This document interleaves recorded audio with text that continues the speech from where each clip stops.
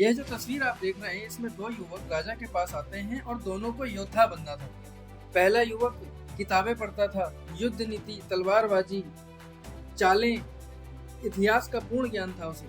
दूसरा युवक रोज मैदान में जाता था, घायल होता था, उठता गिरता और तलवार चलाता था। समय बीता, एक दिन राज्य पर आक्रमण हुआ, दोनों युवक को बुलाया गया।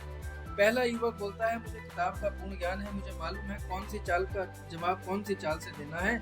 लेकिन दूसरा युवक बिना कुछ बोले तलवार उठाकर मैदान में उतर पड़ता है। पहला युवक किताब में तो सही था, लेकिन उसके हाथ पैर कांप रहे थे। दूसरा युवक गलतियां कर रहा था, चोटिल हो रहा था, मात खा रहा था, लेकिन अंत में जीत उसी की होती है। आश्चर्य में राजा पूछता है कि दोनों को एक ही ज्ञान दिया गया था, लेकिन जीत एक ही को क्यों मिली।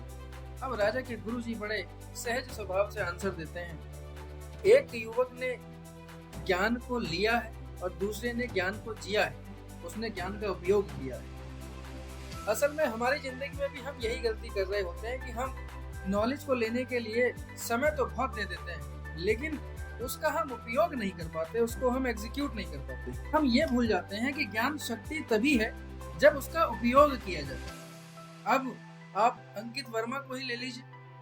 अंकित वर्मा एक छोटा सा बिजनेस स्टार्ट करता है, डिजिटल मार्केट एजेंसी का, लेकिन अपनी नॉलेज एग्जीक्यूशन से उसने उस छोटे से बिजनेस को बहुत बड़ा बिजनेस मिला।